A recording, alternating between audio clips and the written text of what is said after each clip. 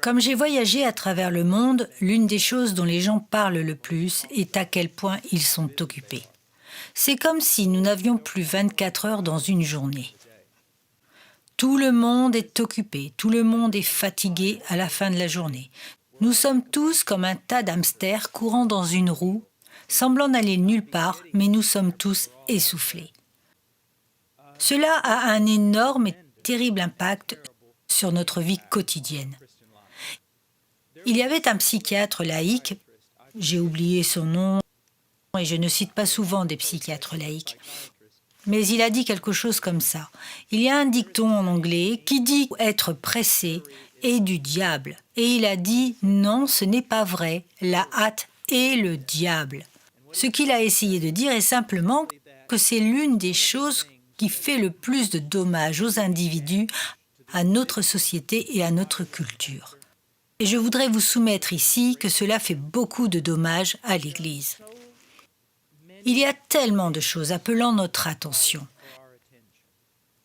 Et maintenant que nous avons cette explosion d'Internet, avec Twitter, Facebook, les sites Internet, et une telle surcharge d'informations, nous avons moins de temps que jamais. Moins de temps que jamais.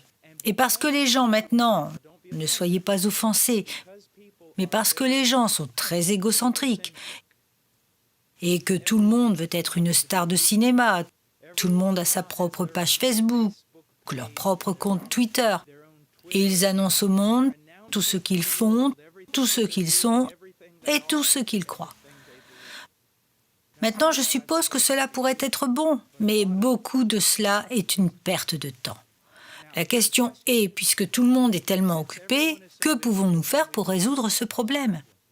Eh bien, en premier, nous devons réaliser quelque chose. Nous ne sommes pas appelés par Dieu pour tout faire. Nous sommes appelés par Dieu pour faire sa volonté. Donc, si nous voulons commander notre vie, nous devons savoir ce qu'est la volonté de Dieu et ce qui se trouve dans les Écritures. Vous savez, il semble que pour chaque question, il y a une réponse. Et c'est toujours ceci. Retourne dans les Écritures, lis la parole et découvre ce que Dieu a à dire. Mais la façon dont je gère cela, parce que cela m'affecte également, est que je dresse des priorités. Heureusement, ce ne sont pas mes priorités, mais celles de Dieu.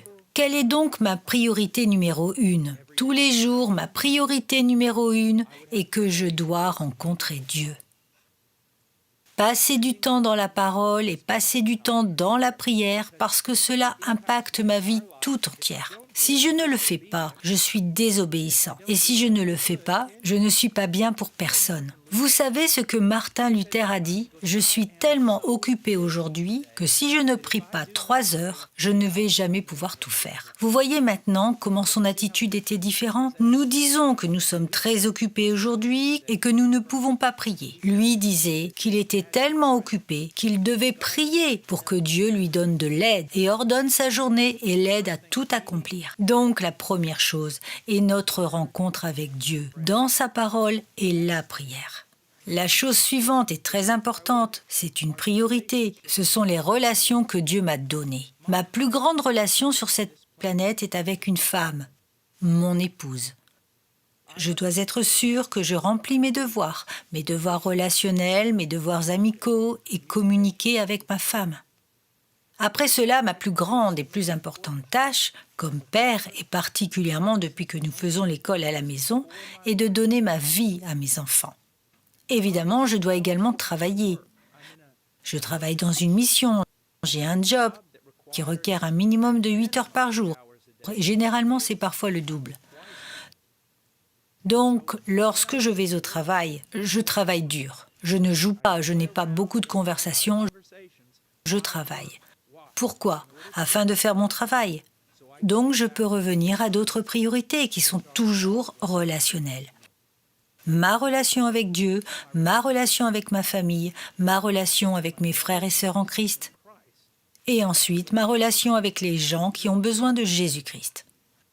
Je pense que cela aiderait beaucoup de personnes s'ils mettaient leur rencontre avec Dieu en premier et ensuite de mettre leurs relations, c'est-à-dire les relations que Dieu leur a données.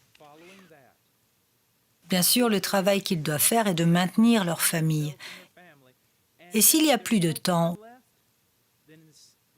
au lieu de couper le temps avec Dieu, coupez votre Facebook, coupez votre compte Twitter, coupez le fait d'être sur Internet tout le temps, ou au téléphone tout le temps, ou d'envoyer des messages tout le temps.